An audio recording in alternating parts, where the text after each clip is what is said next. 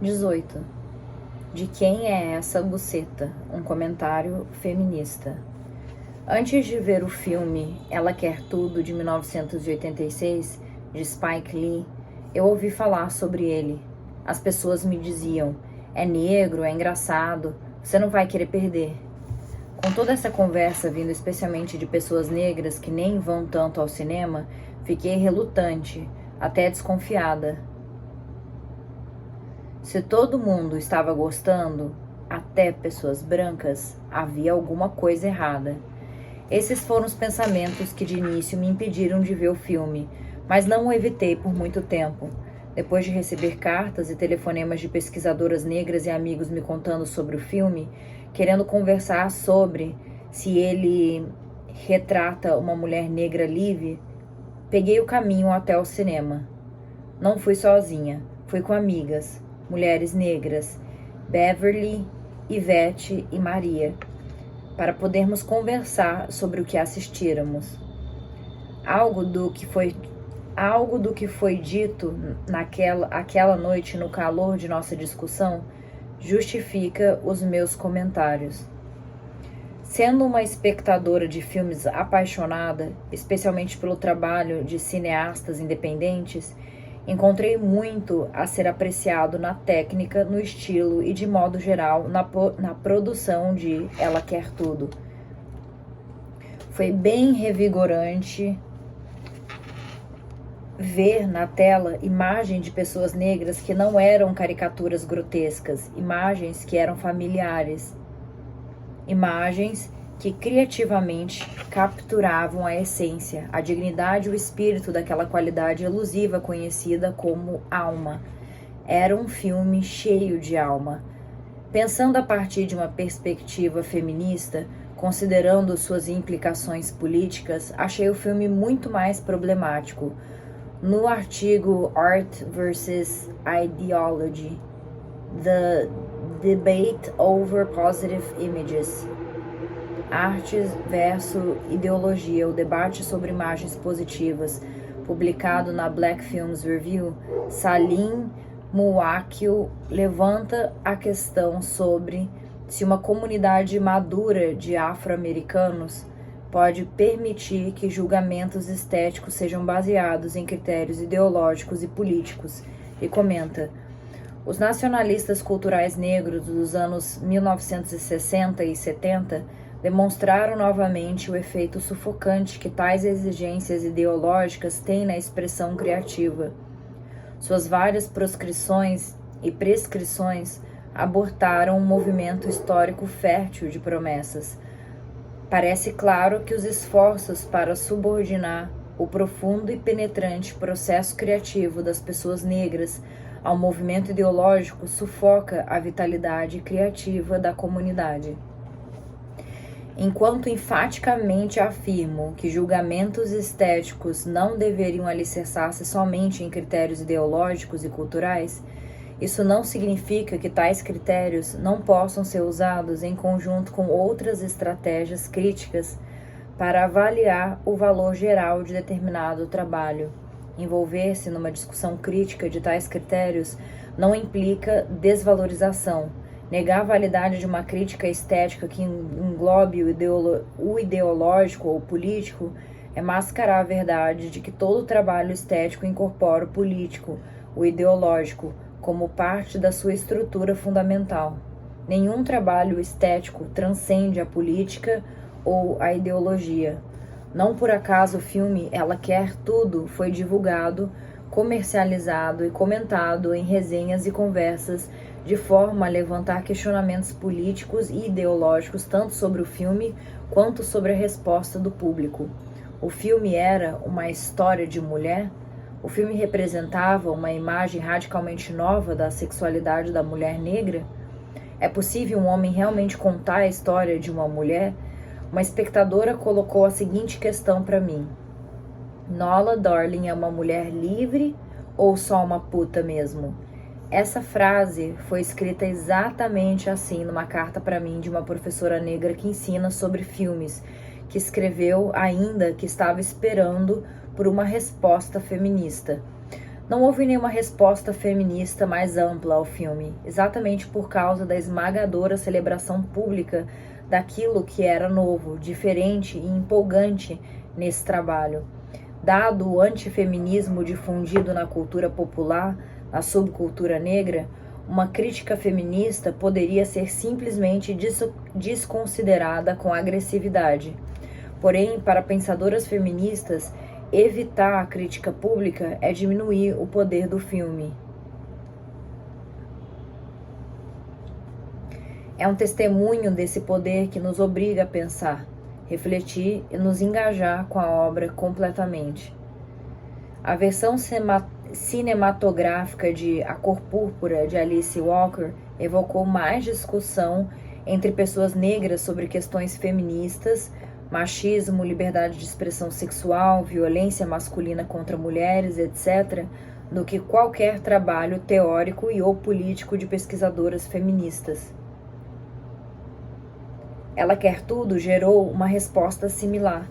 Essas discussões expõem com frequência graves ignorâncias sobre o movimento político feminista, revelando a amplitude de noções rasas sobre a luta feminista disseminadas por não feministas na cultura popular, que moldam e influenciam a maneira como muitas pessoas negras percebem o feminismo. Que todas as feministas odeiam homens, são sexualmente depravadas, castradoras, famintas por poder e etc. São estereótipos dominantes. A tendência a ver mulheres livres como sexualmente liberadas configurou a maneira como muitas mulheres viram a representação da sexualidade da mulher negra em Ela Quer Tudo. Em alguma medida, essa percepção se baseia em noções restritas sobre libertação, aceitas em alguns círculos feministas em certo momento. Durante os primeiros estágios do movimento recente de mulheres, a libertação feminista era frequentemente equiparada com a libertação sexual, tanto por ativistas feministas quanto por não feministas. Ao mesmo tempo, a noção de liberdade sexual feminina era moldada por uma tendência heterossexual feroz, que via a liberdade sexual, principalmente em termos de mulheres defendendo o direito de ter vontades sexuais, de iniciar relacionamentos sexuais e de participar de encontros sexuais casuais com variados parceiros masculinos. Mulheres ousaram defender que a sexualidade da mulher não era passiva, que mulheres eram sujeitos com desejos que queriam ter sexo e apreciavam o sexo tanto quanto os homens, se não mais do que eles. Essas afirmações podem ter facilmente fornecido o quadro ideológico para a construção de uma personagem como Nola Darling, a protagonista feminista de Ela Quer Tudo.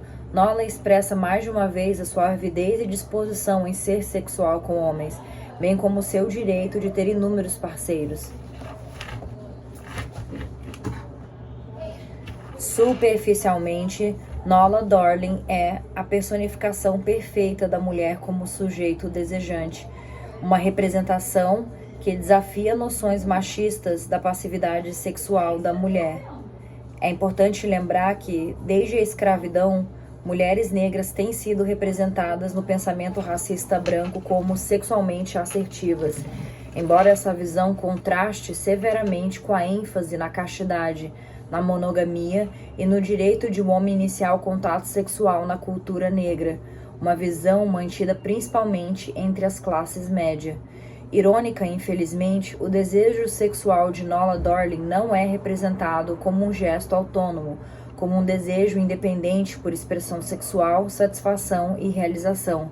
Em vez disso, essa sexualidade assertiva é muito mais retratada como se o seu corpo e a sua sexualidade excitante fossem uma recompensa ou um presente que ela concede ao homem merecedor.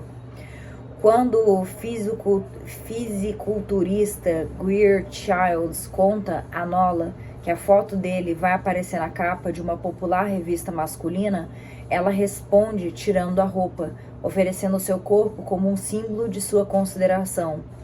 Esse e outros casos sugerem que Nola, embora sujeito desejante, age na premissa de que a afirmação sexual da mulher heterossexual tem legitimidade principalmente como um gesto de recompensa ou um meio através do qual homens podem ser manipulados e controlados pelas mulheres, o que é vulgarmente chamado de poder da buceta. Homens não têm que objetificar a sexualidade de Nola porque ela própria a objetifica.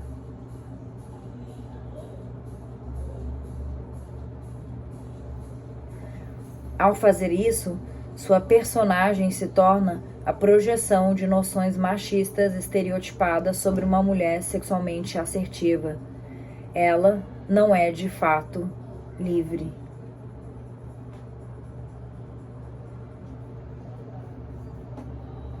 Nossa, transcendi.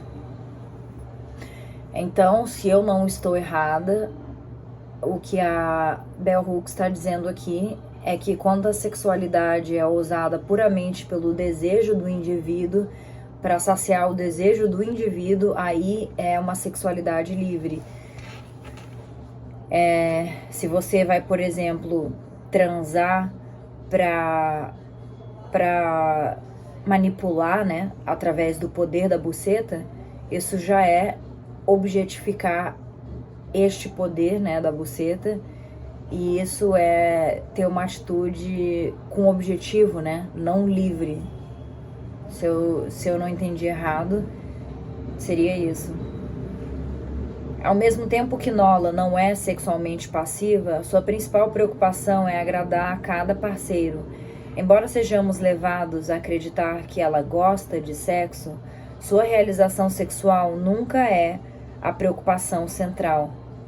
Ela só tem prazer na medida em que é capaz de dar prazer, ainda que seus parceiros gostem de ser sexuais com ela.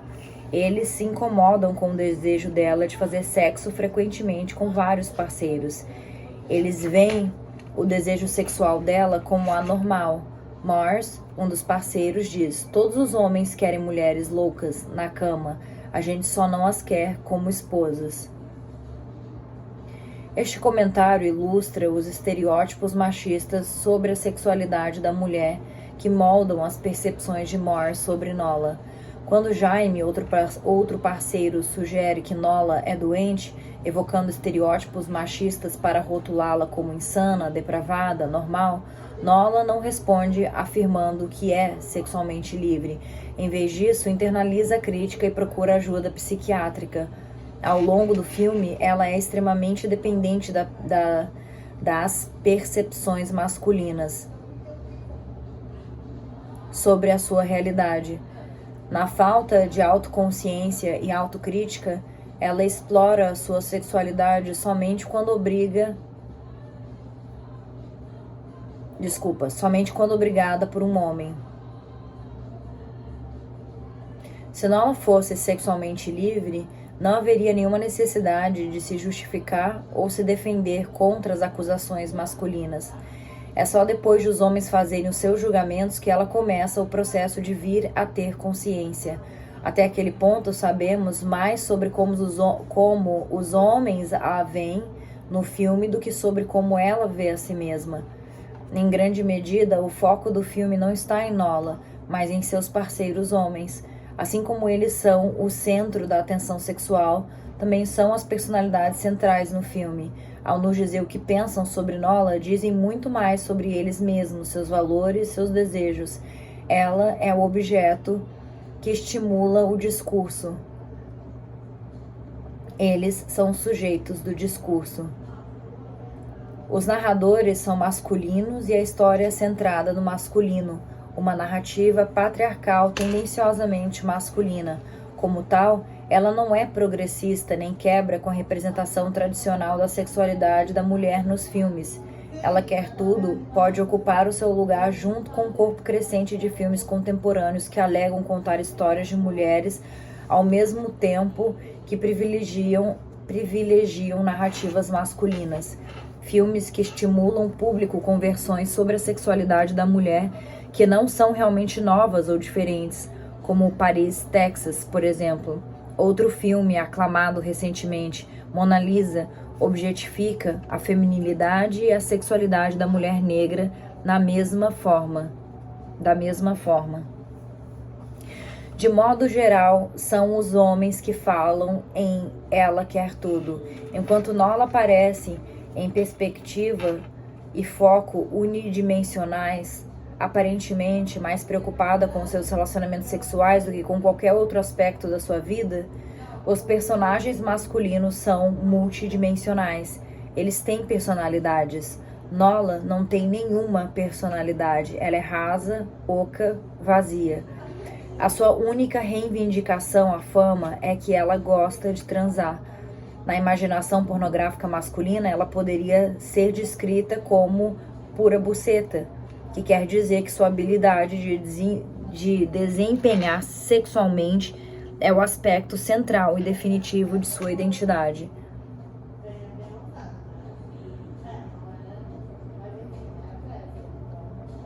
Esses homens sexualmente ativos, sexualmente famintos, não são puro pênis, pois essa característica não existe. Cada um deles é definido por características e atributos únicos. Mars por seu humor, Greer por sua obsessão com musculação, Jaime por sua preocupação com romance e relacionamentos sérios. Diferente de Nola, não estão sempre pensando em sexo. Não sofrem de pênis no cérebro. Têm opinião sobre diversos assuntos, política, esportes, estilo de vida, gênero e etc. O cineasta Spike Lee desafia e critica noções sobre a sexualidade de homens negros enquanto apresenta uma perspectiva muito típica da sexualidade de mulheres negras. Suas explorações imaginativas sobre a psique de homens negros são muito mais investigativas, muito mais abrangentes e muito mais interessantes do que sua exploração da feminilidade negra. Quando Nola testemunha que existiram cachorros em sua vida, homens que só estavam preocupados em levá-la para a cama, um grupo de homens negros aparece na tela em fila única, pronunciando as frases que usam para seduzir mulheres para se dar bem. Nesse breve segmento, a objetificação machista de homens sobre mulheres é exposta junto com a falsidade e a superficialidade desses homens. Essa cena, em particular, muito mais do que qualquer outra no filme, é um excelente exemplo de como o cinema pode ser efetivamente usado para trazer conscientização sobre questões políticas. Neste caso, a objetificação machista de mulheres. Sem um personagem específico fazendo um discurso pesado sobre qual raso é o pensamento desses homens negros sobre mulheres e sexualidade, esse ponto é poderosamente transmitido. O cineasta Spike Lee reconhece que pretendia enfocar criticamente o comportamento dos homens negros no filme, afirmando: "Eu sei que homens negros têm muitas atitudes de merda e tentei mostrar algumas dessas coisas que fazemos." Enquanto seu retrato inovador de homens negros nessa cena, filmada como se fosse uma perspectiva de documentário, em fila única, cada homem aparece em frente a uma câmera como se estivesse sendo entrevistado individualmente, age para expor e, consequentemente, criticar o machismo dos negros. Outras cenas reforçam e perpetuam isso. O poder de desconstrução desta cena se enfraquece gritantemente pela cena de estupro que ocorre depois. Conversando sobre o filme, encontrei muitas pessoas que não notaram que houve uma cena de estupro, enquanto outras questionavam se a cena podia ser adequadamente descrita como estupro. Aquelas de nós que entendem estupro como um ato de contato sexual coercivo, no qual uma pessoa é forçada por outra a participar sem consentimento, assistiram a uma cena de estupro em Ela Quer Tudo. Quando vi o filme pela primeira vez com as minhas amigas negras, como mencionei anteriormente, ficamos surpresas e perturbadas com a cena de estupro, embora não tenhamos gritado em protesto, abandonado o cinema. Como grupo, nós todas nos afundamos nas poltronas como que para nos escondermos. O chocante ou perturbador não era a apresentação imaginativa do estupro, mas a maneira e o estilo dessa representação. Nesse caso, o estupro como um ato de violência de um homem negro contra uma mulher negra foi representado como se fosse só outro encontro sexual prazeroso. Mais uma foda. Estupro, como o filme sugere, É um termo difícil de ser usado quando se descrevem relações sexuais forçadas com uma mulher sexualmente ativa. Nesse caso, é chamado de quase estupro. Afinal de contas, como muitas pessoas negras, mulheres e homens enfatizaram em conversas comigo, ela ligou para ele. Ela queria ser sexual, ela queria isso. Nossa, uma coisa que eu percebi é que antigamente eu acho que rolava real estupro e o machismo de antigamente maquiava esses estupros como mulheres gostam de um joguinho. Para conquistar as mulheres, elas precisam ser difíceis, elas vão falar não, e isso vai mostrar que elas não são vulgares. Aí eu insisto mesmo assim, elas só estão me mostrando que elas são mulheres de família e por isso elas dizem não. Eu tava lendo o livro A Insustentável Leveza de Ser, e tem essa cena que a mulher do cara principal, ela experimenta transar com um jornalista, eu acho, que vai lá no bar que ela trabalha. Engenheiro, eu acho, engenheiro ou jornalista, acho que ele era engenheiro. E aí ela quer transar com ele porque ela quer descobrir se eu trair, ela, né, a mulher do cara, se eu trair o meu marido, por acaso eu vou conseguir perdoar ele melhor, já que ele me trai adoidado? Então o marido dela, cara, maior spoiler, né, pra quem não leu esse livro. Então o marido dela trai ela, né, e ela odeia ele por isso, ela culpa ele por essa depressão que ela tem, né, ela tem inclusive vontade de se suicidar. Ela tentou uma vez e abandonou em cima da hora, tentar se suicidar, ser fuzilada, né? E aí ela abandonou para você ver o quão triste, quão desgraçada era a vida dela, porque ela amava esse cara e esse cara traía ela continuamente. Continuamente ele chegava em casa e ele tava com cheiro de outras mulheres, cheiro de transa. E aí ela pensa isso, eu vou trair ele então, pra me sentir culpada e perdoar mais ele, ou pra sentir o que ele sente, vou trair. E daí ela marca com o cara, vai nesse apartamento dele, e quando ela chega lá, ela se arrepende. Ela desiste, ela não quer mais. Ela fala pra ele que ela não quer mais. Ela, eu acho que grita, faz um alvoroço lá qualquer, e ele transa com ela mesmo assim. Conclusão, ela é estuprada no livro, e o livro continua como se nada tivesse acontecido. Ela não denuncia. Tudo bem que talvez ela não tenha denunciado por ter se sentido culpada, né, de ter traído, vai contar uma cidade pequena que foi estuprada enquanto traiu o marido. Mas ela é estuprada e parece que nada acontece, parece que foi só uma apimentada que o autor deu no livro. Aí beleza, eu sou uma pessoa que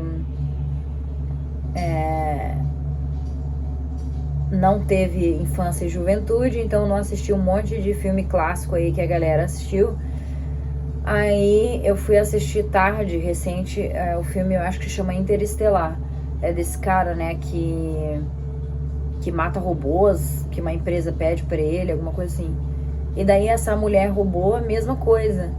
Ela, acho que tava rolando um flerte lá entre eles, sei lá. Ele tenta transar com ela, ela fala não, ela agride ele, ela tenta bater nele. E o cara insiste e transa com ela. E novamente no filme parece que é só uma cena picante, não parece que a galera entendeu que rolou um estupro. E aí é isso, a próxima cena acontece, um café da manhã, um bom dia, e a mulher foi estuprada. Tipo, que loucura, gente, como assim? Sabe? Parece que era muito banalizado o estupro antigamente. Parece que era realmente tipo uma dança do acasalamento, a mulher falando um não charmoso, só que pra mim tava um não muito decidido, sabe? E foda-se. Que deve ter sido o caso desse filme aqui, que eu quero até dar uma olhada nele, né? E pelo jeito como ele é antigo, se bobear era nessa pegada de antigamente, que as mulheres eram estupradas nos filmes e todo mundo achava lindo, né? Eu fico imaginando se isso era tão naturalizado, se isso rolava nas casas, né? Se todas as esposas estavam sendo estupradas, se todas as namoradas estavam sendo estupradas. Afinal de contas, como muitas pessoas negras, mulheres e homens enfatizaram em conversas comigo, ela ligou pra ele, ela queria ser sexual, ela queria isso. Impregnada em tal pensamento está a suposição machista de que a mulher, como sujeito desejante, como iniciadora ativa, como sedutora sexual, é responsável pela qualidade, pela natureza e pelo conteúdo da resposta masculina. Não é de se surpreender que Nola se veja como responsável, embora sua habilidade de julgar situações com clareza seja questionada ao longo do filme. Ainda que seja completamente coerente com a sua personalidade, quando rotula o estupro como um quase estupro, o fato é que ela foi estuprada. Embora seja retratada sentindo prazer no ato, isso não altera o fato de que foi forçada a agir sexualmente sem seu consentimento. Mostrar uma mulher curtindo a violação é perfeitamente compatível com fantasias pornográficas machistas sobre estupro, uma vez que mentalidades machistas põem a responsabilidade na mulher, afirmando que ela está realmente no controle. Tal fantasia permite que ela, que de fato é a vítima, tenha o poder de transformar esse ato violento numa experiência prazerosa. Sendo assim, o olhar no rosto de Dorling durante o estupro, que começa com uma careta de dor, termina com um olhar fixo de prazer e satisfação. Isso com certeza é mais uma fantasia imaginativa e machista de estupro, que nós, como espectadores passivos e silenciosos, aceitamos com a nossa cumplicidade. Protestos do público que poderiam ter mudado, pelo menos, a aceitação passiva dessa representação de estupro. De forma condizente com a realidade do patriarcado, com o machismo em nossa cultura, quando eu vi o filme, os espectadores, satisfeitos com o estupro, comemoraram a ação de Jaime, expressando sua aprovação. O momento da verdade é quando Jaime estupra Nola e agressivamente exige que ela responda a pergunta: de quem é essa buceta? O momento em que ela pode se declarar independente, sexualmente livre, quando ela pode afirmar sua autonomia sexual com orgulho através da resistência, pois o filme sublinha a sua determinação de ser sexualmente ativa, escolher muitos parceiros, não pertencer a ninguém. Ironicamente, ela não resiste à violência física, não defende a primazia do direito a seu corpo, ela é passiva. É irônica porque, até este momento, nós tínhamos sido seduzidos pela imagem dela como uma mulher poderosa, uma mulher que ousa ser sexualmente assertiva, exigente, ativa. Somos seduzidos e traídos. Quando Nola responde a pergunta de quem é essa buceta, dizendo sua, é difícil para qualquer um que acreditou em sua imagem sexualmente livre não se sentir deixado na mão, desapontado, tanto pela personagem quanto pelo filme.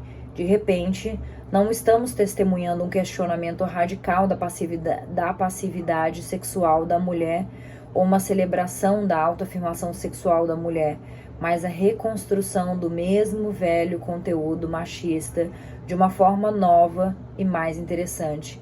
Enquanto algumas de nós estávamos passivamente enojadas, incomodadas, espectadores machistas que se sentiram difamados comemoraram, explorando a sua satisfação pela mulher negra arrogante ter sido posta em seu lugar, pela dominação masculina e a ordem patriarcal terem sido restaurados.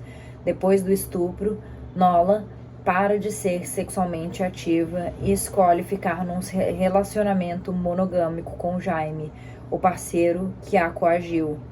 Ideologicamente, tal cenário grava na consciência de homens negros e de todos os homens a suposição machista de que o estupro é uma maneira efetiva de controle social patriarcal que restaurou e mantém o poder masculino sobre mulheres.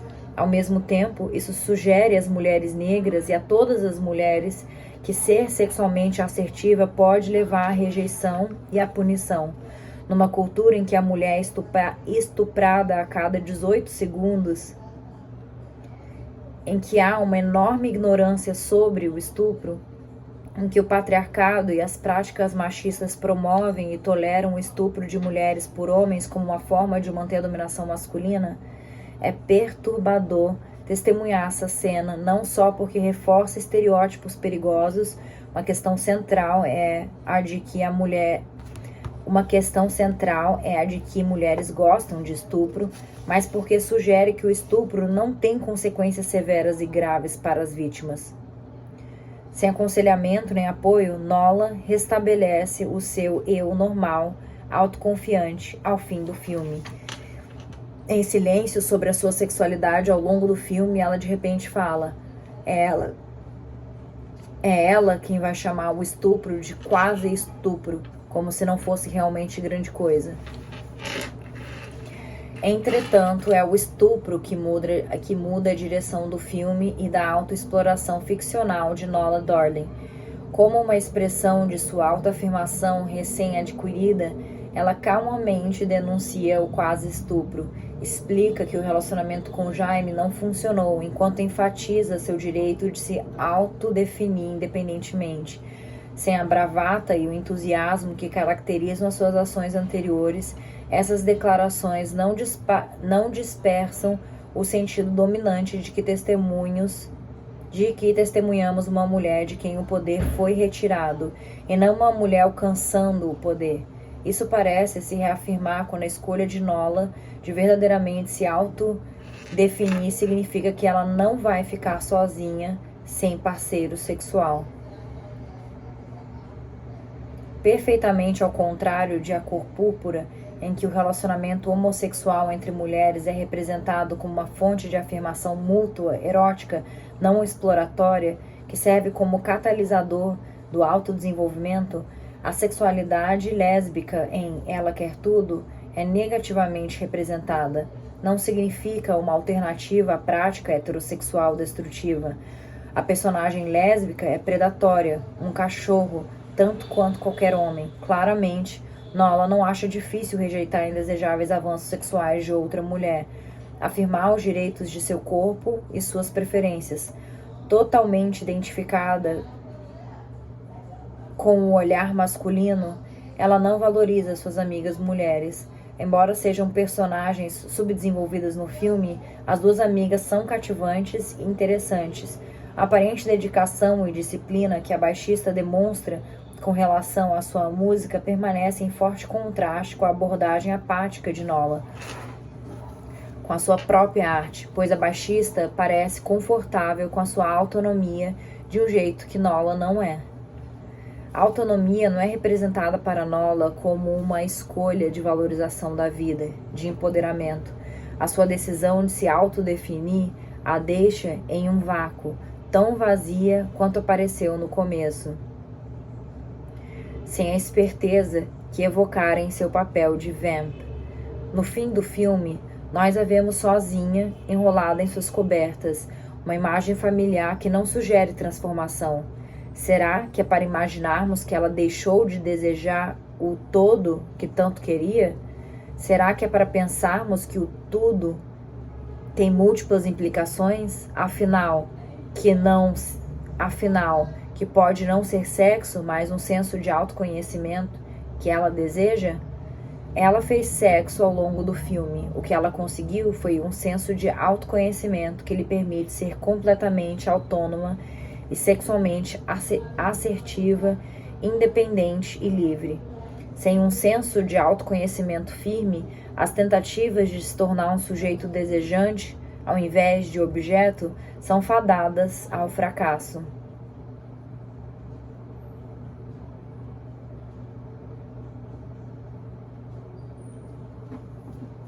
Vou ler de novo essa frase. Sem um senso de autoconhecimento firme, as tentativas de se tornar um sujeito desejante, ao invés de objeto, são fadadas ao fracasso. Nola não pode entrar na luta pelo poder sexual entre mulheres e homens como objeto e tornar-se sujeito.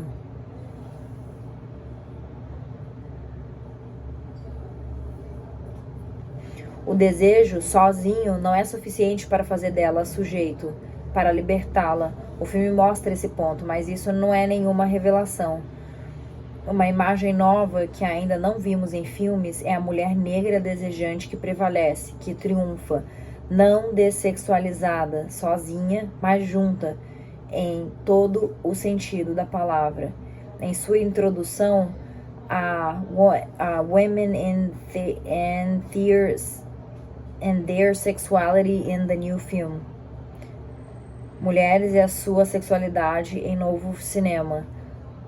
Rowan Mellon enfatiza que a tentativa recente de retratar imagens radicais e transformadoras da sexualidade feminina provocou ser uma decepção e, na maior parte das vezes, um fracasso.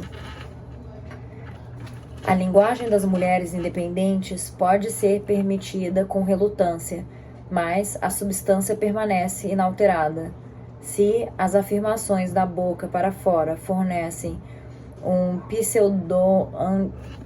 pseudo-antecipação do desafio a velhos valores e imagens, a questão real apresentada é reformar a visão estabelecida, agora fornecida pela referência nominal da conscientização. Este truque de magia é um método de cooptação. O cinema é uma arena na qual o processo tem sido refinado. Portanto, a própria imagem das mulheres livres e autossuficientes, quando é arriscada na tela, é apresentada impalatavelmente e empregada para reforçar os modos antigos. Embora o cineasta Spike Lee tenha intencionado representar uma nova imagem radical da sexualidade da mulher negra, ela quer tudo, de modo geral, reforça e perpetua antigas normas. De forma positiva, o filme nos mostra a natureza das disputas de poder entre homens negros e mulheres negras, as contradições, a loucura, e isso é uma direção nova e importante. Porém, é a ausência de uma reconciliação libertadora convincente que enfraquece o potencial progressista radical deste filme. Mesmo que as cenas de nudez e jogos sexuais constituam uma importante imagem da sexualidade dos negros, uma vez que não são grotescas nem pornográficas, ainda não vemos uma imagem de um relacionamento mútuo e sexualmente satisfatório entre mulheres e homens negros em um contexto de não dominação. Realmente, não importa se a mulher é dominadora e o homem submisso. É o mesmo velho cenário opressivo. Por fim, é um relato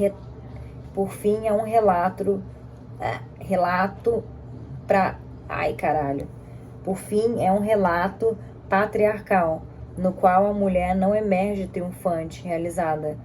Enquanto aplaudimos a frágil tentativa de Nola contar uma nova história ao final do filme, essa história não é convincente, nem suficiente. Ela não satisfaz.